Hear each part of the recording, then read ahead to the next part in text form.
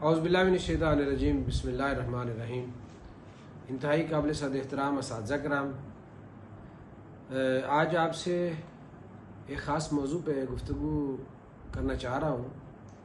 کہ منسٹر صاحب نے کل ایک بڑی گرم گفتگو کی ہے جو سوشل میڈیا پہ بھی وائرل ہوئی ہے۔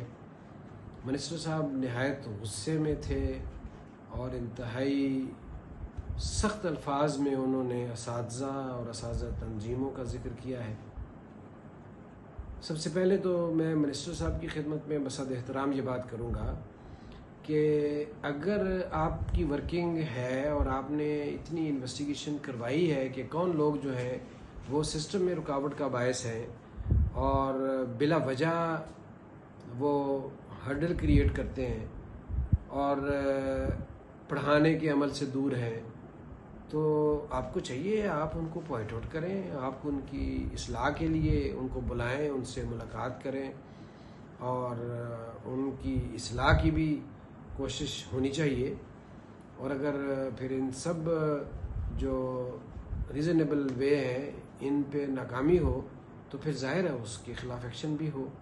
لیکن اس طرح تمام ٹیچرز کو، تمام تنظیموں کو آپ اتنے سخت الفاظ میں جو ہے وہ وارن کریں، یہ ایک تعلیم کے منسٹر سے توقع نہیں کی جاتی۔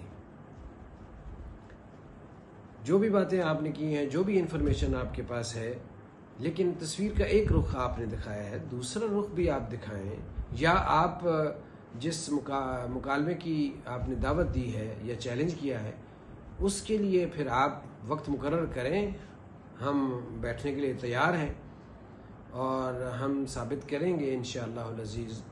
کہ اساتذہ تنظیموں کے عہدیداران، اساتذہ کے جو نمائندے ہیں وہ اس طرح کے بھی ہیں کہ جو اپنے اداروں میں بھرپور وقت دیتے ہیں، جنہوں نے کلاس روم کے ساتھ اپنا رشتہ فرام ویری بگننگ قائم رکھا ہوا ہے اور ان کے اداروں کی انرولمنٹ انتہائی بہتر ہے، اور پرائیویٹ اسکولوں سے جو بڑے بڑے نام ہیں پرائیویٹ اسکول، وہاں سے بچے ان اسکولوں میں داخلہ لینے کے خواہش مند ہیں۔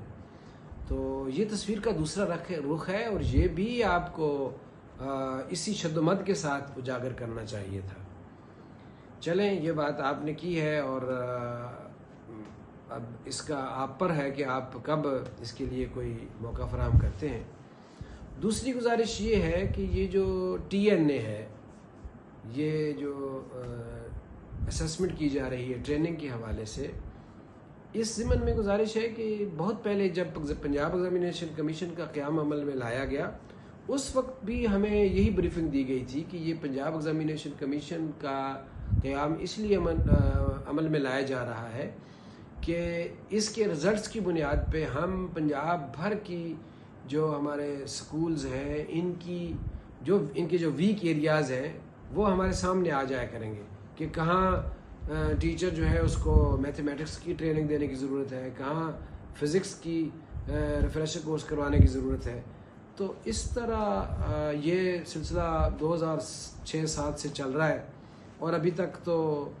پیک کی طرف سے ریفلیکٹ ہونے والے رزلٹ کی بنیاد پہ کوئی ریفریشر کورس نہیں ہوا، کوئی ٹریننگ نہیں کروائی گئی، نیا سلیبس بھی چینج ہوا ہے، سلیبس کے مطابق ٹیچرز کی ٹریننگ ہونی چاہیے تھی، ریفریشر کورسز ہونے چاہیے تھے، بالکل نہیں ہوئے۔ اور ایک ادارہ ہمارا جو DSG کے نام سے تھا آج کل قائد کے نام سے ہے، وہ ہر سال کروڑوں روپیہ جو ہے وہ ایکسیسن سرنڈر کے ذریعے واپس کر رہا ہے، ٹیچر ٹریننگ وہ نہیں کرا رہا۔ تو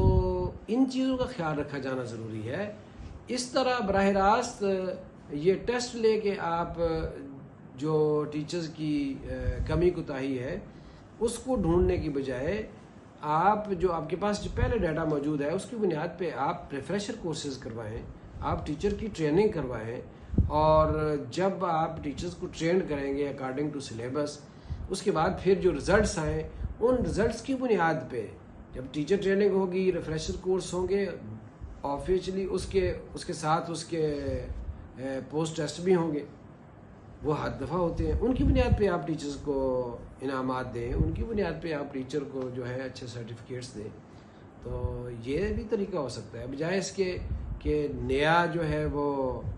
ٹیسٹ لانچ کیا جائے. اس نئے ٹیسٹ لانچ کرنے کی ضرورت ہی نہیں ہے. اگر آپ، وہ شاعر نے کہا تھا کہ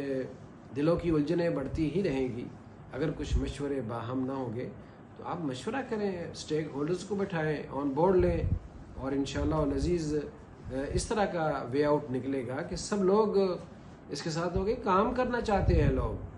دیکھیں، لوگ اچھی سیلری لے رہے ہیں، لوگ کام کرنا چاہتے ہیں،